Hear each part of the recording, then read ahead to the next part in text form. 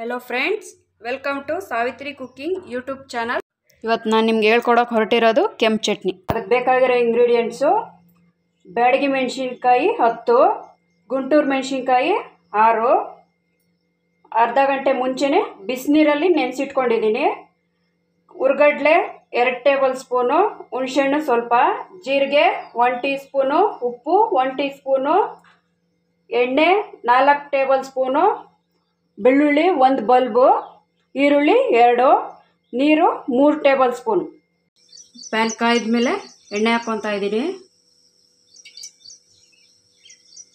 ಆದಮೇಲೆ ಈರುಳ್ಳಿ ಹಾಕ್ಕೊತಾ ಇದ್ದೀನಿ। ಇವಾಗ ಅದು ಫ್ರೈ ಮಾಡಬೇಕು।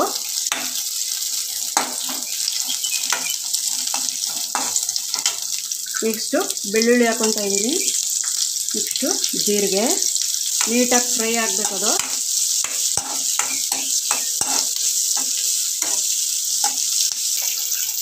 ಮೆಣಸಿನಕಾಯಿ ಹಾಕ್ಕೊತಾ ಇದ್ದೀನಿ।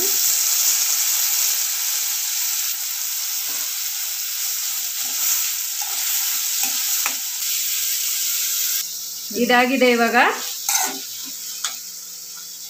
ಮಿಕ್ಸರ್ಗೆ ಹಾಕಿ ರುಬ್ಕೊಳ್ಳೋಣ। ಹರ್ಕೊಂಡ್ಮೇಲೆ ಮಿಕ್ಸಿ ಜಾರ್ಗೆ ಹಾಕ್ಕೊಬೇಕು। ಬಿಸಿ ಹಾಕ್ಕೊಬಾರ್ದು ಮಿಕ್ಸಿ ಜಾರ್ಗೆ, ಯಾವತ್ತೂ ಮೇಲೆಲ್ಲ ಸಿಡಿಯುತ್ತೆ ಆನ್ ಮಾಡಿದಾಗ। ಇವಾಗ ಕಡಲೆ ಹುಣಸೆಹಣ್ಣು ಹಾಕ್ಕೊತಾ ಇದ್ದೀನಿ, ಉಪ್ಪು ಹಾಕ್ಕೊತಾ ಇದ್ದೀನಿ। ಇವಾಗಲೇ ಗ್ಲಾಸಲ್ಲಿ ನೀರು ಇಟ್ಕೊಂಡಿದ್ವಲ್ಲ, ನೀರು ಹಾಕ್ಕೊತಾ ಇದ್ದೀನಿ।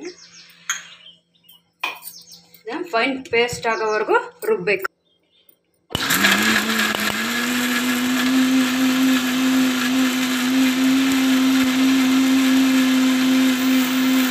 ಇದಾಗಿದೆ ನೋಡಿ, ಇಷ್ಟಿರಬೇಕು। ಕೆಂಪು ಚಟ್ನಿ ರೆಡಿ।